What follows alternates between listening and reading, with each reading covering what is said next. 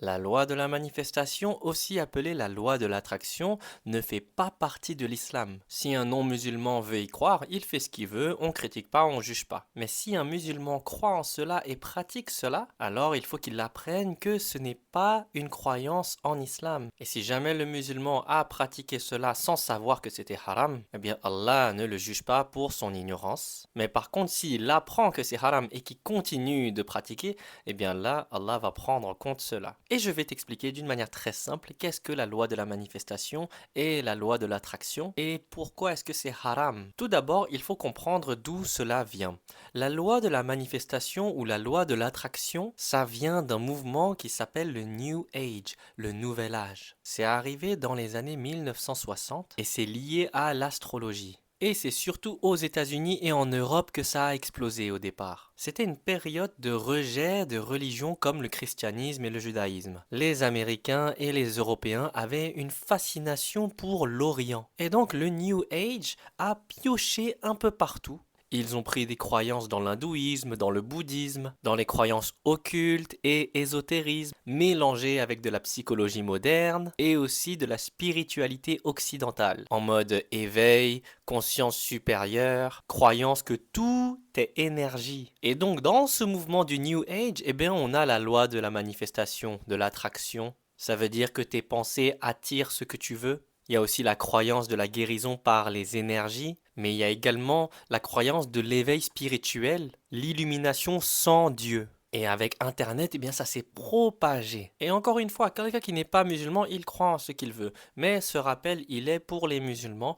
Il ne faut pas suivre ces mouvements-là parce que c'est contraire au Coran et à la Sunna. Et c'est contraire surtout au Tawhid, au monothéisme pur. Et donc, il y a un but caché à travers ce mouvement de New Age avec la loi de la manifestation, c'est qu'en fait, c'est une spiritualité cachée, sans règles. Donc, il n'y a pas de halal ou de haram, il n'y a pas de prière obligatoire, il n'y a pas de jeûne obligatoire, il n'y a pas de jugement dernier, il n'y a pas de Dieu. Et s'il y a un Dieu, ben, les gens ils vont se dire, bah, je suis mon propre Dieu et je crée ma propre réalité. Et vous voyez, pour un musulman, c'est très dangereux de penser comme ça. Ça fait sortir de l'islam parce qu'on ne croit plus en Allah. C'est une ruse de shaitan. Ça donne une illusion de lumière, d'éveil et de paix intérieure. Mais en fait, ça éloigne de la vérité de l'islam. Et aujourd'hui, beaucoup de jeunes tombent dedans. J'étais tombé dedans aussi avant d'être musulman. Ça se justifie par du développement personnel ou par juste des pensées positives, de l'amour propre. Et donc, cette loi de la manifestation, cette loi de l'attraction, c'est une forme de croyance d'un pouvoir invisible, qui est indépendant d'Allah. Ça veut dire c'est une croyance qui n'a pas besoin de Dieu et qui agirait automatiquement selon nos pensées seulement. Et cela est du shirk. C'est haram en islam. Parce que ça nous éloigne d'Allah et les gens ils commencent à se prendre eux-mêmes pour des divinités. Et ils pensent que tout ce qu'ils ont à faire, c'est de penser souvent à quelque chose et ça va se manifester dans leur vie. Alors qu'un musulman doit croire en Allah Azawajal. C'est Allah le Tout-Puissant, c'est Allah qui décide tout, c'est lui qui gouverne l'univers tout entier. Donc croire que l'univers ou l'énergie ou même nos pensées créent la réalité, ça revient à donner à la création un pouvoir qu'elle n'a pas. Un pouvoir qui appartient au Créateur. Et c'est pour ça que c'est une forme de shirk. Notre croyance en islam, en tant que musulman, c'est que c'est le Créateur qui décide et qui crée et qui gouverne tout. Ce n'est pas nous-mêmes. On n'est pas des dieux. C'est Allah qui décide de ton destin. Ce n'est pas tes pensées à toi-même. Croire en la loi de l'attraction, c'est croire en une loi automatique. Et du coup, ça rejette le qadr d'Allah, ce que Allah a décrété. Et ça revient à croire en l'univers ou croire à une énergie. Alors que c'est Allah qui a créé l'univers, qui a créé l'énergie. Et donc le musulman, il demande à Allah directement. Le musulman demande au Créateur. Il ne demande pas aux créations. Et donc les gens, au lieu de faire des doigts à Allah directement, les gens vont faire des affirmations positives et penser qu'il n'y a que eux-mêmes qui ont contrôle sur leur vie et que tout dépend de leurs pensées. Alors que non, notre vie, elle dépend d'Allah. C'est Allah qui connaît le futur. C'est Allah qui sait tout, qui voit tout. C'est Allah qui décide si tu vas mourir maintenant ou demain ou dans quelques heures. C'est Allah qui décide ce qui va se passer dans le futur. C'est pas toi et tes propres pensées tout seul. Et donc, un musulman ne doit pas croire ou pratiquer la loi de l'attraction, la loi de la manifestation. Parce que lorsqu'il sera dans la tombe, la première question qu'on va lui poser sera: qui est ton Seigneur? Et la personne qui aura été dans ces pratiques-là va bégayer.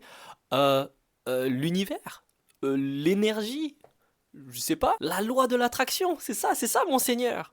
Oh, moi-même, mes propres pensées, c'est ça mon Seigneur. Et Allah, il va te dire: tu t'es trompé, c'est pas la bonne réponse. Donc, un musulman doit faire dua à Allah. Demandez directement à Allah. Ne demandez pas à l'univers ou à une énergie cachée, parce que c'est Allah qui a créé l'univers. Donc, on demande à Allah directement. Un musulman doit pratiquer le tawakkul. Ça veut dire que le musulman doit faire confiance en Allah entièrement et en ses attributs. Il ne doit pas mettre sa confiance dans une énergie de l'univers. Non, il met sa confiance en Allah. Lorsque quelque chose qu'on veut ne vient pas dans notre vie, le musulman fait confiance en Allah et il patiente. Il est patient avec ce que Allah a décrété. Il ne doit pas se dire: oh, il faut que je pense plus fort, je dois penser plus. Parce que c'est Allah qui décide ce qu'il va te donner ou non. Ce n'est pas tes propres pensées. Parce que tu n'es pas Dieu. Et donc, si tu veux quelque chose, demande à Allah Azawajal. Agis avec les causes qui sont permises. Et aie confiance en Allah.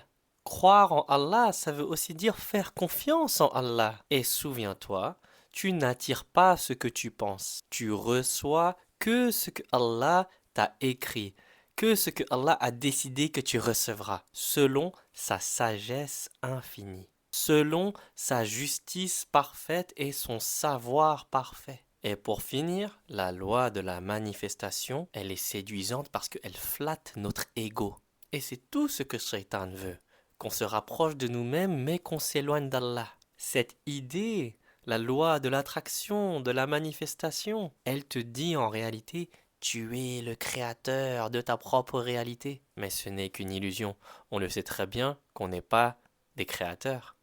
Il n'y a que Allah qui est le créateur, le Seigneur des mondes, le créateur de toutes choses. Notre âme, elle est dans les mains d'Allah. C'est pour ça qu'on choisit de s'en remettre à notre créateur, à celui qui détient notre âme. Et on a confiance en Allah et en tous ses attributs.